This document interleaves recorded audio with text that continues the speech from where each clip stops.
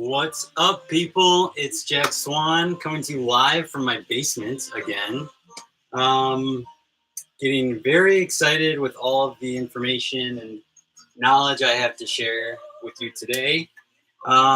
So, yesterday or 2 days ago, I made a proposal to the mayor of Detroit called the Our Abode Detroit project. And this project is really to create jobs and opportunities for a working middle class to once again exist in Detroit, like kind of what we were built off of back before we had all the racial riots and our economy kind of collapsed under some bad management and business people, humanity. We're always bound to kind of screw it up somehow. Myself especially. I wore my stethoscope for this video, just so I know most of you are going to probably question if I'm actually a doctor. I do have my medical license, or I had my medical license. Here it is, just to prove to you that I am who I say I am. My name is Jack. My legal name is John, but I've gone by Jack my entire life. And the last name is Swan, so Dr. Swan. I worked as an ER resident physician for 22 months before resigning from my duties as a resident, which was devastating at the time, but definitely was the right move for me. Where I was at in life had just crept up, and I never gave myself that opportunity to stop and really process what was going on with my life and which directions I was being pulled and how that was affecting the way that I was, being able to be a physician for my patients like I wanted to be. The first 6 months of my intern year, I was just focused strictly on work the whole time, and that got me by for a little bit. It was like masking the disaster that was underneath, which I won't pretend that anybody watching this knows my story, but 5 years ago, going to be 6 years now this coming April, I lost my brother to a overdose to narcotic opioid medications, pharmaceutical medication that he initially was started on Norco when he was 19 years old after breaking his collarbone. My brother was my best friend of all time growing up. We did everything together. We were homeschooled together. We're super nerds. And I can still appreciate that in myself and feel my brother's presence every time that I'm kind of being a nerd, which I am 100% of the time. You can ask any one of my friends or people who have stayed in my life now. Jack's always on a mission to kind of teach you something. And that's my passion. That's what I like to do. I like to help people. I didn't feel like I was doing that as fully as I would have liked in the ER. And also it got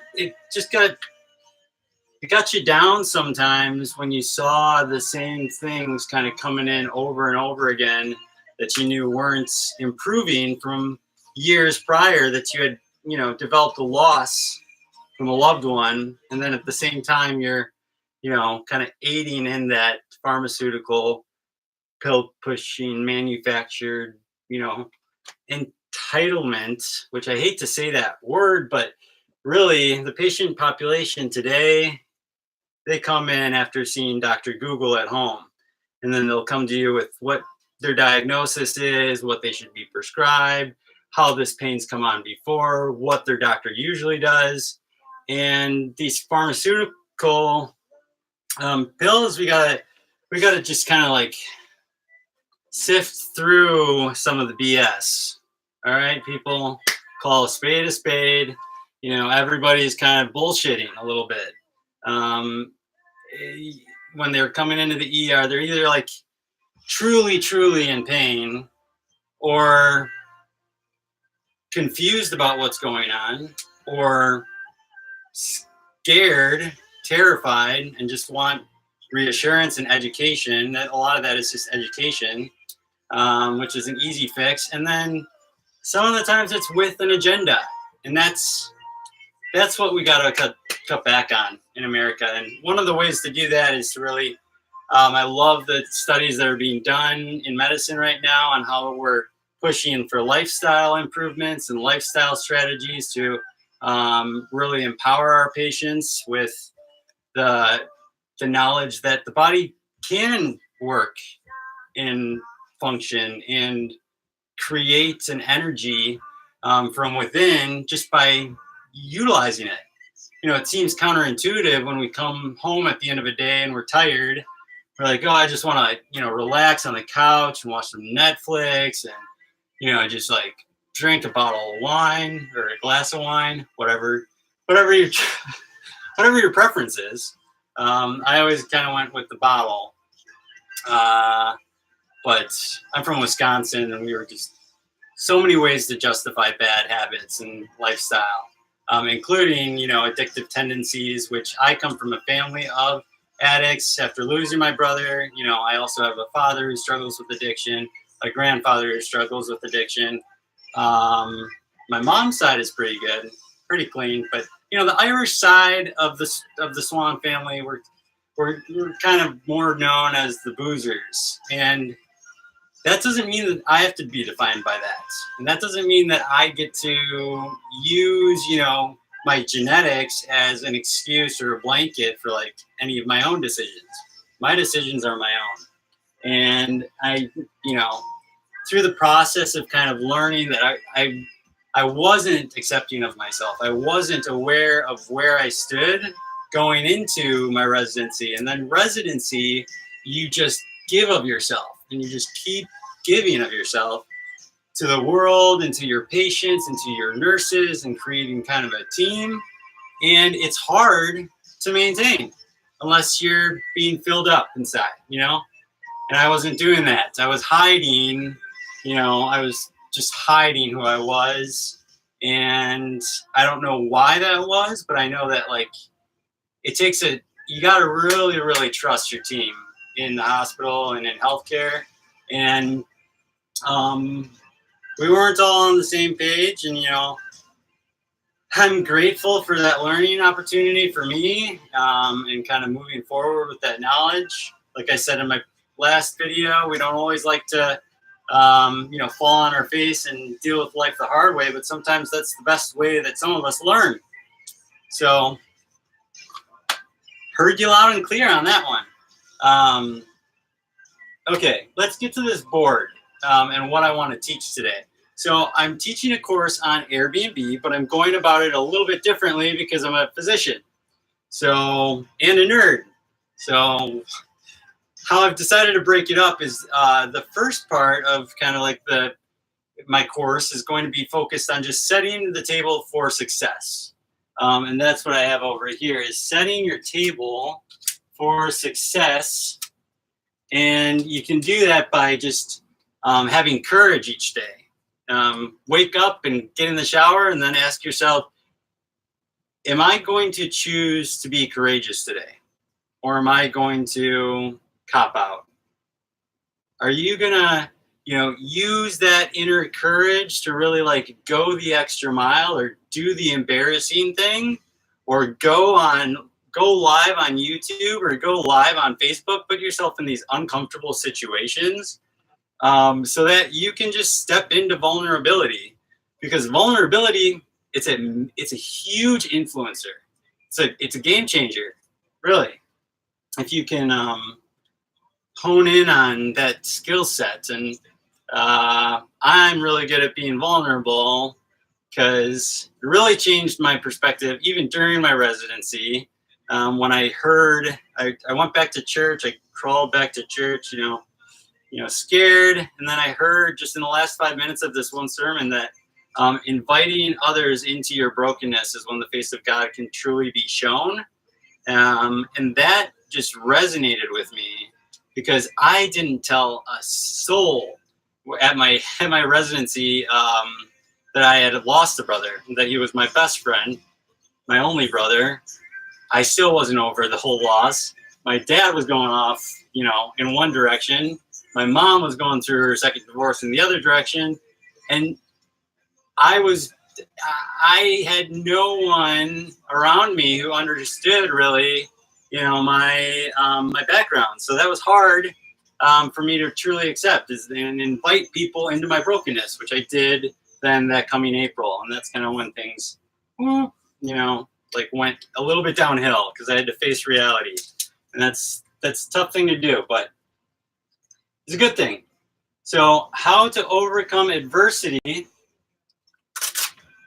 and persevere. This is, I feel like, you know, this video specifically is going to draw more attention, I think, for people who already know my story, because you're wondering, I'm sure, you know, what's Jack kind of been doing? I've created this therapy model for myself, this goal-directed cognitive behavioral therapy, which I'm writing a book on, and I have all the projects that I'm working on in front of me here. But this is my therapy model, the goal-directed cognitive behavioral therapy.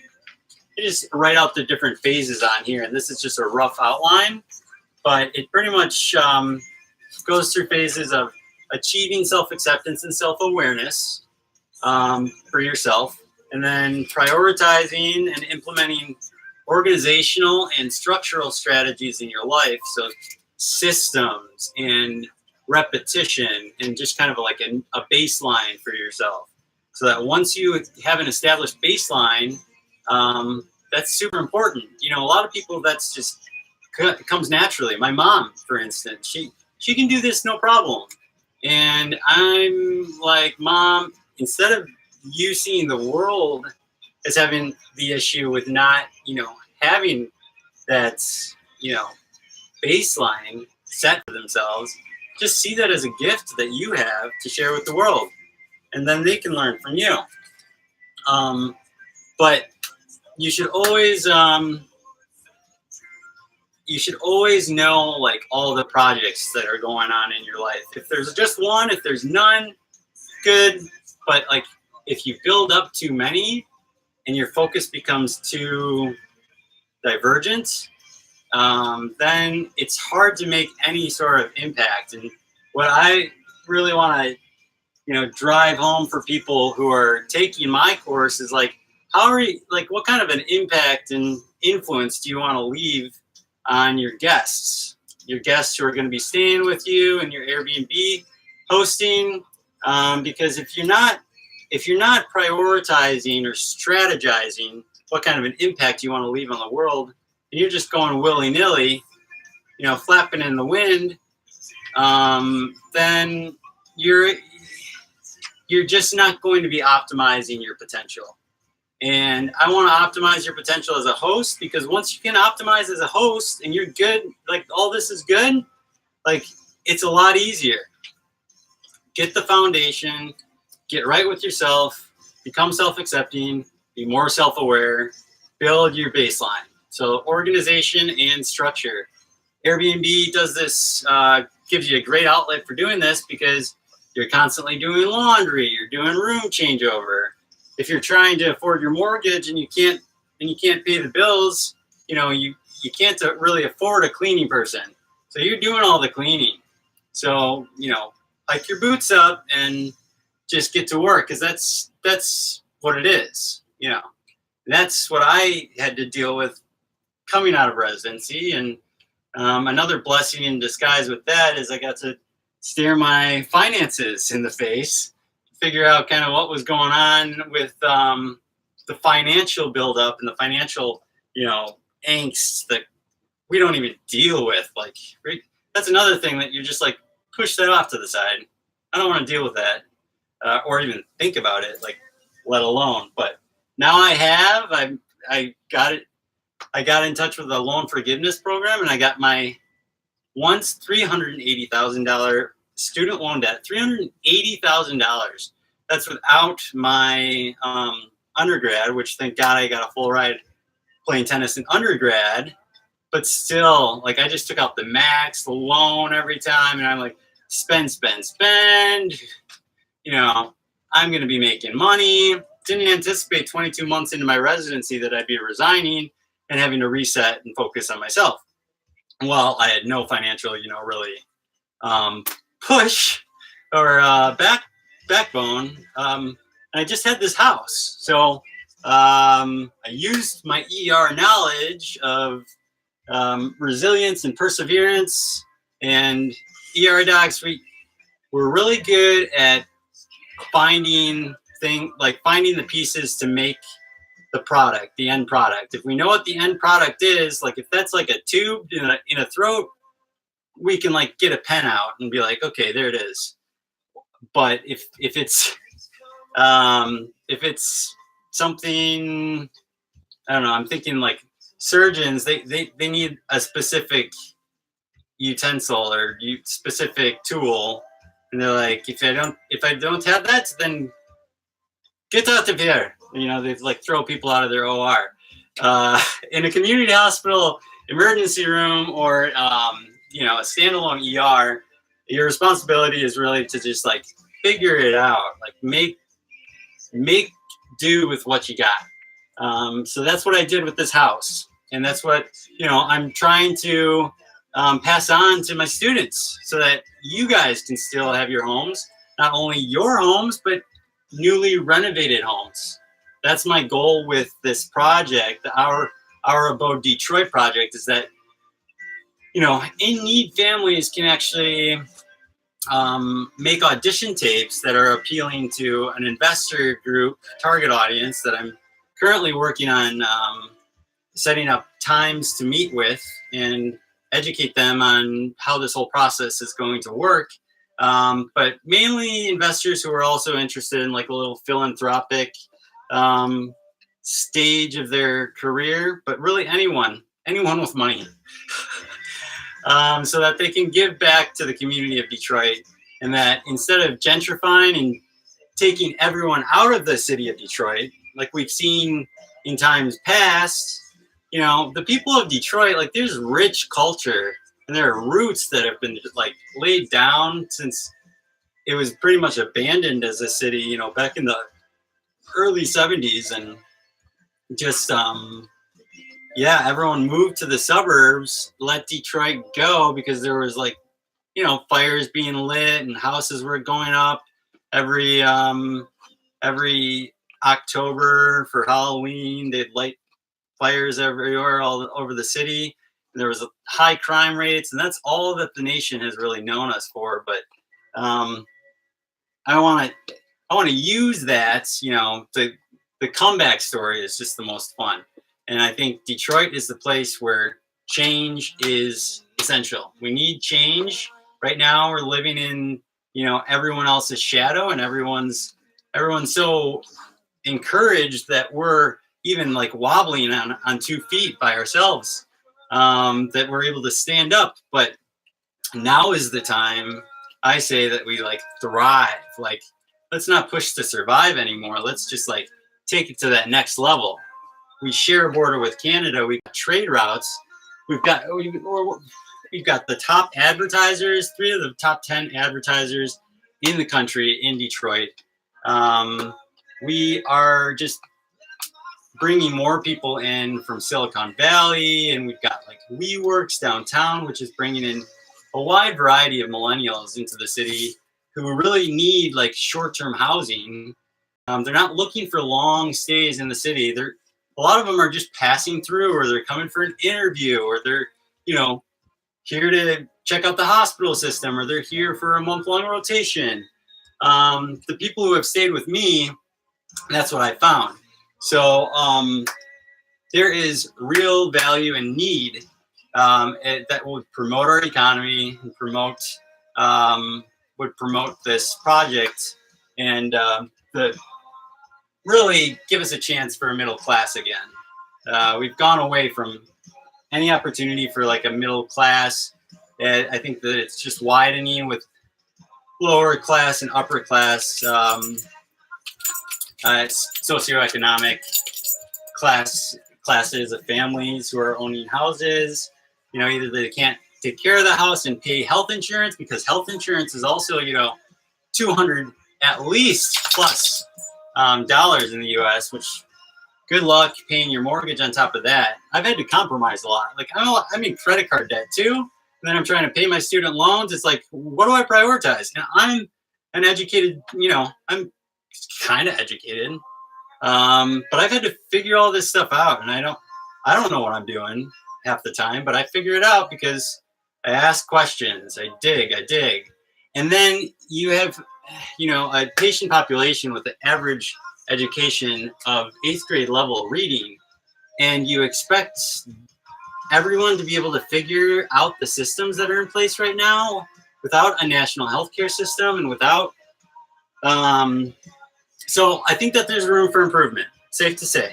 And pharmaceutical industry is, you know, not really where we want to go with the future of medicine. It looks like more like dietary changes, food implementation, and those are more powerful and longer lasting routes, I think, for the future of our health and wellness as a community.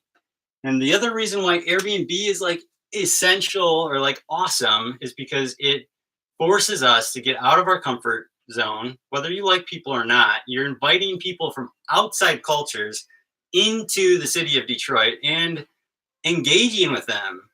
How can you be of service to them? How can you take on that servant-hearted attitude so that they feel at home? So that's what I want to do with this home sharing, which has been implemented in different areas of the country successfully. So let's say that you're feeling pretty crummy one day when, you know, you've got a host or a guest coming in from Argentina or something crazy. And know who are your cheerleaders when you're feeling crummy. Because, you know, these Argentinians are going to just be like, not the Argentinians. Everyone from outside culture is very nice for the most part that I've encountered. But, you know, in our culture, it's just kind of a natural tendency for us to point the finger. It's, you know, it's this culture of entitlement, or kind of, you know, that we're at a better place, and that pointing the finger somehow gives us power, either over that person or, you know, it just makes us feel like we're less in the spotlight for people to make fun of. That's why the fear of other people's opinion is one fear that you got to let go. To truly succeed, the fear of other people's opinion is going to stop you. It's going to limit you. And you need to, right now in your mind, just decide, I'm not going to take anything that's going to limit me.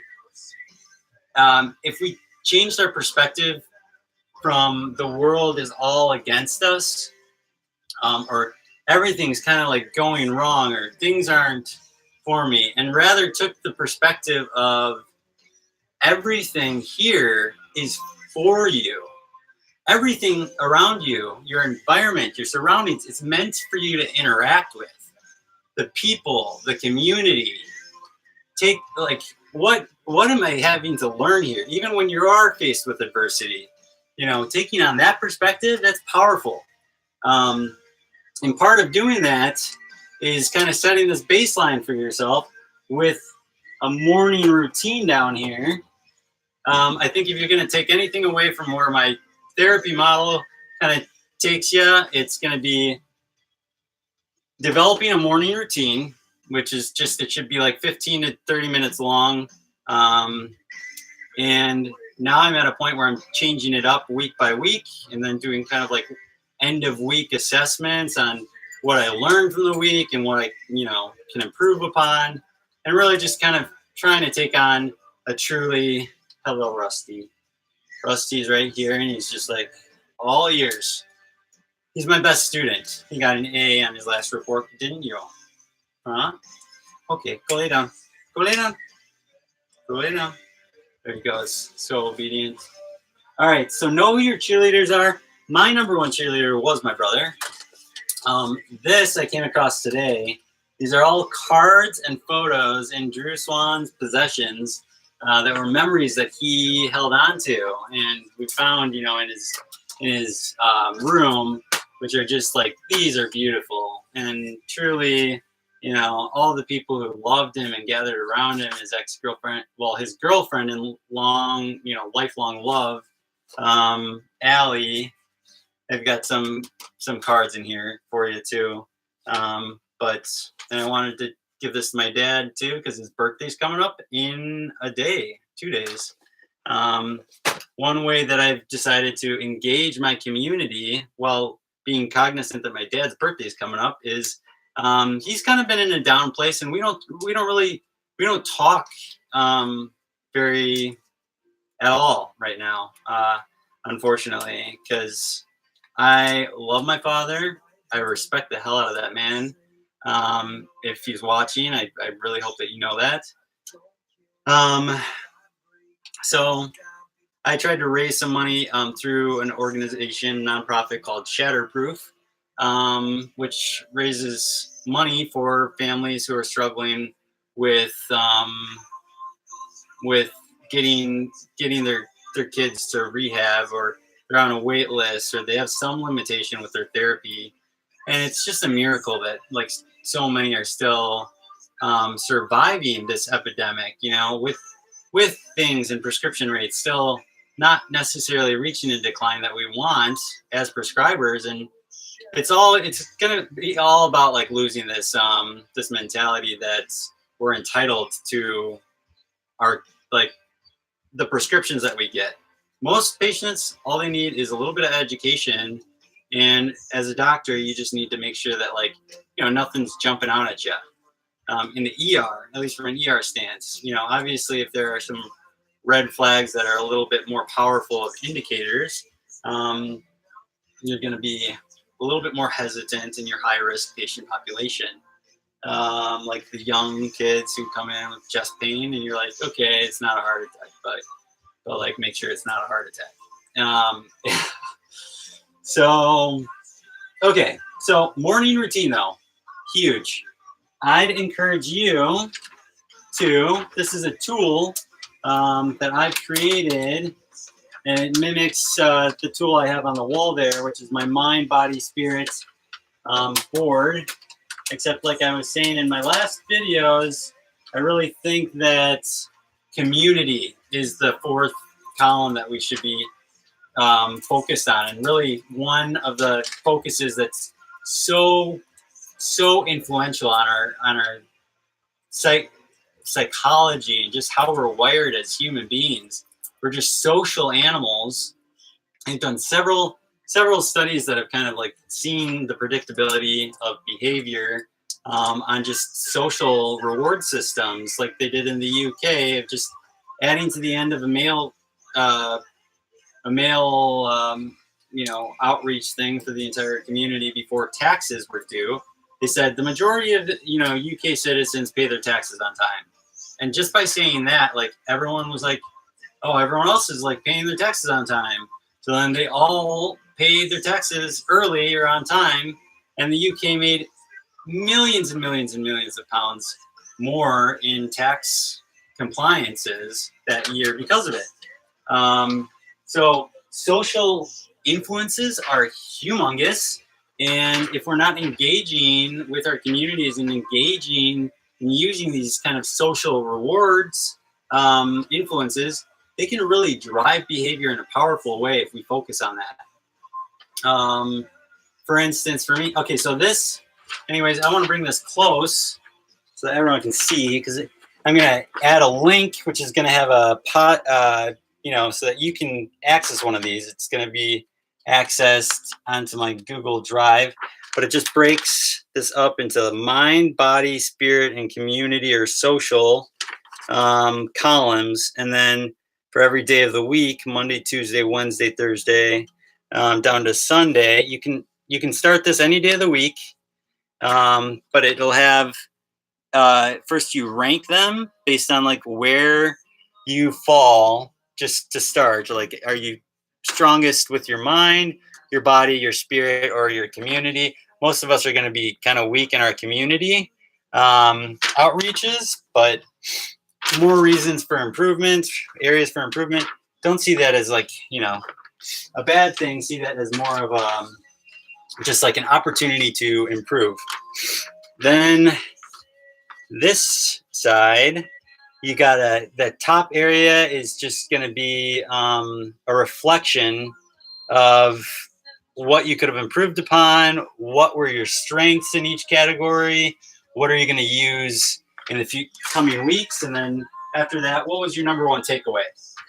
And this, I just use these silly stickers that I got for $1 at the Dollar Tree, which has just been like a lifesaver for me, as well as Airbnb. I should really promote that as well, because that has been awesome, and I strongly recommend Dollar Tree for everyone. So I probably won't get through this entire board with this one video. I just wanted to go live to be uncomfortable and to see how the whole live thing went with YouTube, and to show you some of these tools and resources that I want to give you guys, just that I benefited from and that I want to see help your lives as well.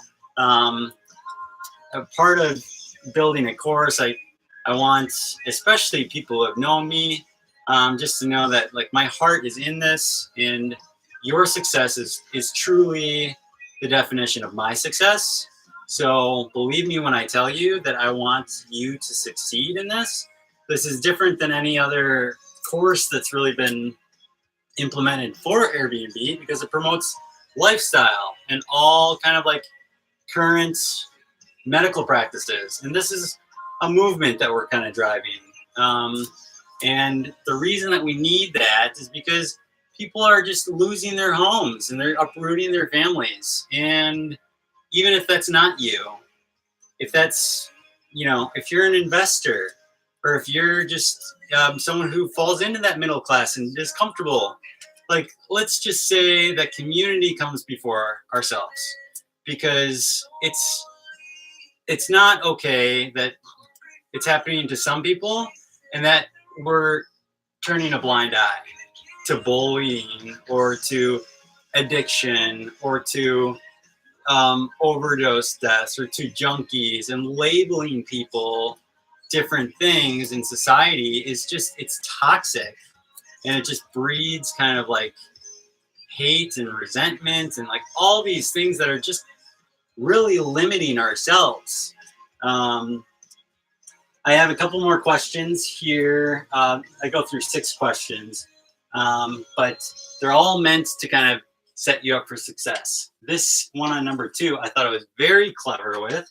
Gosh, I'm such a dork. Cut all the negative in your life and create the positive, or embrace the negative to drive the positive. And what I mean by that is embracing the negative to drive the positive. One thing that I hate more than anything is that feeling of losing. I don't know if you guys hate losing. It's not even about winning. It's just to lose. There's just no worse feeling really for me. So I don't know if you're the same way, but using that and kind of doing some meditation on that, on what that feels like, to be a loser, and to oh, well, that must be, to each their own. If you like to be second place, then I guess that's okay. I wrote down this whole mind play thing for myself that works for me. Might not necessarily work for everyone. Might be a little bit sick and twisted of me doing that, but hey, gotta do what you gotta do. My life circumstances wouldn't predict that I would be as happy as I am today, but I truly am in one of the happiest places that I've been in a very, very long time. And I owe that to the people that I've surrounded myself with, who have built me up and taught me the real value that talking about our struggles and our differences and how important that is for us to address for one another. And I want to see that in other people's lives. So this course is one way I'm planning on doing that. And I hope that you guys have a lot to gain from it, because I'm really trying to make it unique and special for my audience. Number 3, it says, ask yourself, what kind of impact do I want to leave, and how am I prioritizing that in my life right now? So what impact do you want to leave on a person, on these guests that are coming into your home? If you're not prioritizing this from the get-go, if you want to start the interaction with seeing the end in sight. I have that now because I've created like the templates for every specific guest, which is another thing I owe to being, ER practice, is that's kind of the whole creating automaticity in your life was something that I gained from emergency room, where we're all about efficiencies and effectiveness. And my program director was just like, he was awesome for that. And really great leader.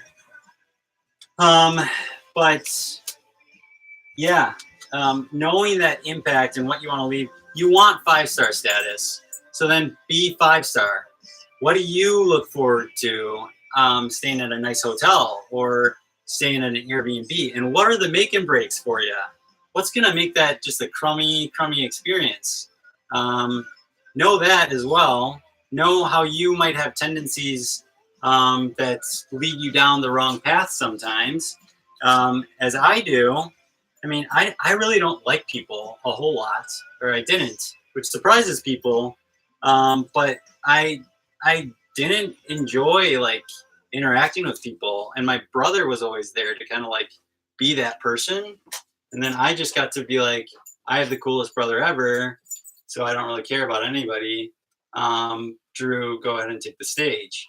And then I would just sit back and like, be all snotty. And Drew would be like, you hate that person. What's up with that?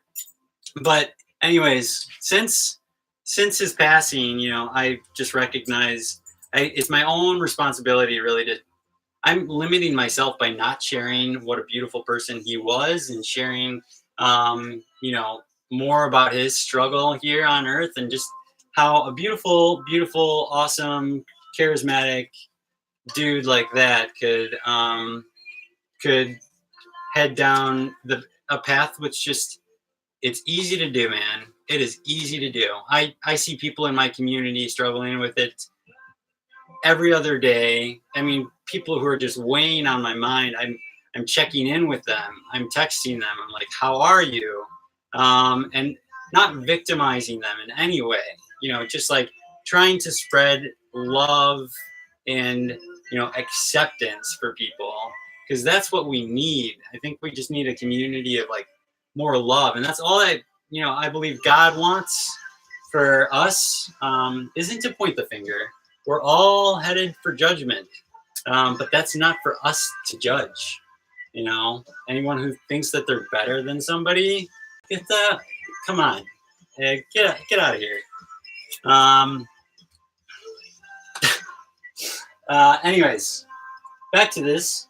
Number 4, what are your goals right now, and what intention or emotion is your biggest driver? So knowing that is super powerful too. And these meditation practices, if you stick with that mind, body, spirit community practices, I prioritized 8 to, I think 28 minutes was the recommended dose that Dr. Michael Gervais recommended. He trained the Seattle Seahawks to get to a Super Bowl mentality, and he trained them.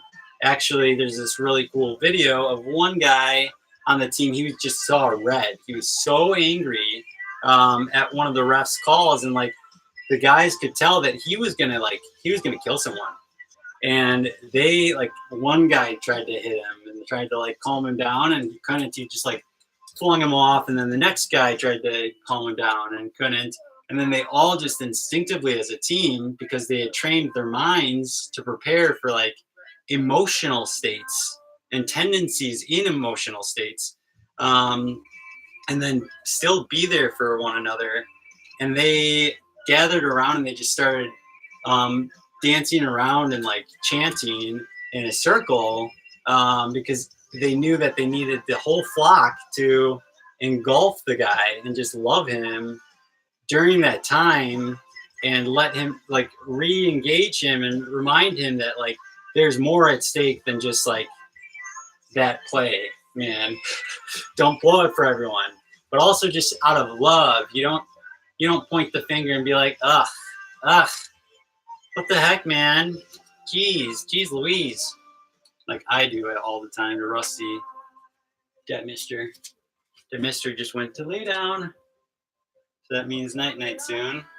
I'm probably getting close to the time that I actually want to spend on this, but I really only have two more. What is going to limit you from accomplishing your goals? Know that. What is going to limit you from reaching 5-star status? For me, it was the communication stuff. I don't like texting. I enjoy welcoming people into my home and like being a host, but I don't like people in my space all the time. So that was a barrier that like I had to deal with, and I set up different systems that accommodate for that. It's not always about changing who you are. It's about recognizing who you are, what limits you, what strengthens you, and then prioritize what you're strong in, and then implement other people, your community members, engage them and recognize their strengths. And this is something that I do well. I didn't really realize until all of this happened in my life. So another blessing in disguise. I really believe that everything is, it's outside of my understanding how things kind of go down in life, but they happen, and you can either resist that and be like, no, I'm bitter about it, or like I resent that, or I don't accept that. And that's like a band-aid, you put a band-aid on an artery that's pumping blood. It doesn't do a whole lot, only for maybe a small amount of time, but eventually that's going to just burst open. And that's what happened to me. And out of warning, I don't want anyone else to have to deal with that. I mean, the emotional roller coaster, the ups and the downs is just, it's hard. And God bless all the residents and all the physicians and everything that you guys have been going through on a day-to-day basis, and continue to go through. And I still love everyone, and I know that's so hard for some to accept. You burn bridges, you never try and burn bridges, and you can only walk in forgiveness and love, or at least that's what I've kind of tried to take on. So I just love everyone. This lady, you gotta, when you're facing adversity and you wonder how you gotta persevere, you gotta remember where you come from. So this is my great grandmother. She won the MBE award, or was awarded the MBE award, which is the most decorated award in the British Empire. So none of my guests know what this is when it's on the wall. Now I think I'm going to keep it down here after this video, but that is the most decorated award you can get from the British Empire, because she was the women's chief of the women's fire brigade, like the fire department. She was in World War II, just putting out fires everywhere.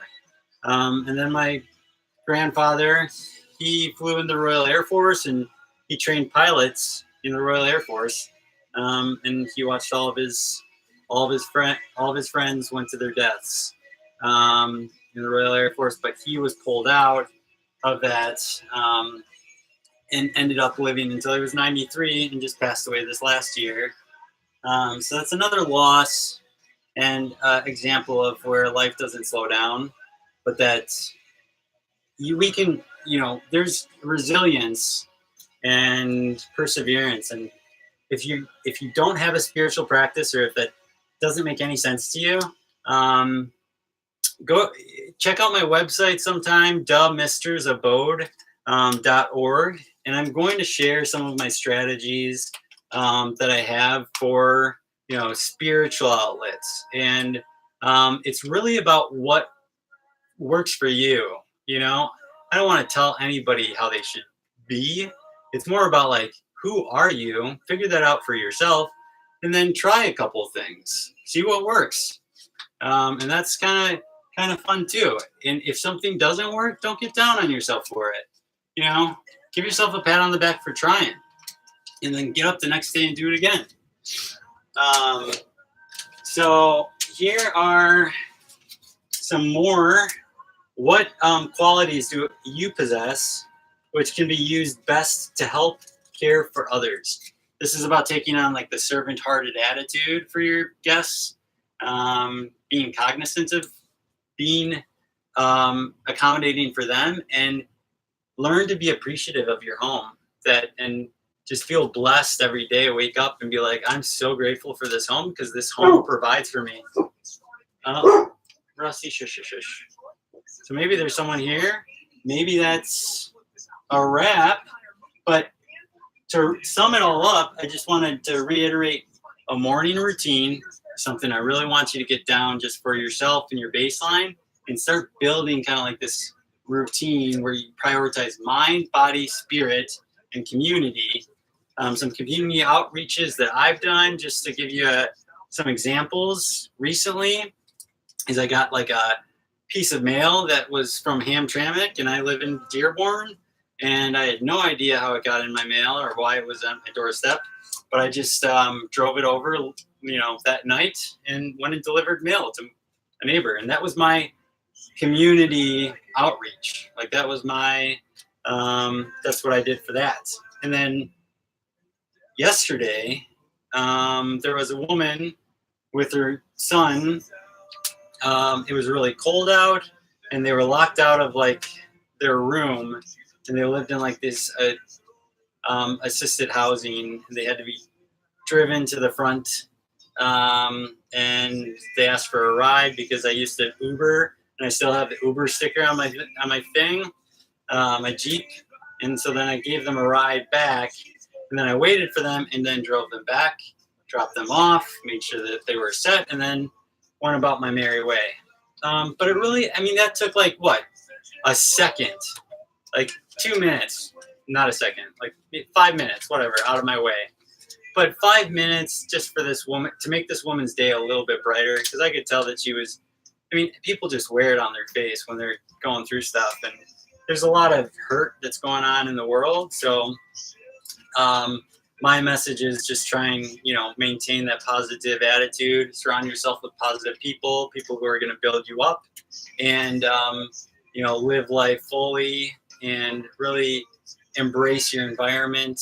Take what's positive, take what makes sense, and utilize your God-given gifts, because that's what God wants, and that's what's going to help us succeed as a community. And know also that if you don't think anyone is for you, I'm for you.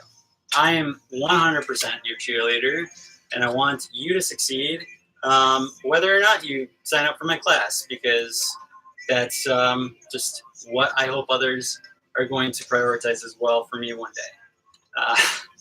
Today I have zeros in my bank accounts, but I'm up to date on my mortgage. I got to pay my utilities, but I'm still positive outlook. I'm so grateful, and there's so much to be grateful for in the world. So go be positive, or I hope this was positive for you. Look forward to more videos, and I will see you all next time. Peace out. Homies, if there's anyone watching, where do I do this? And later.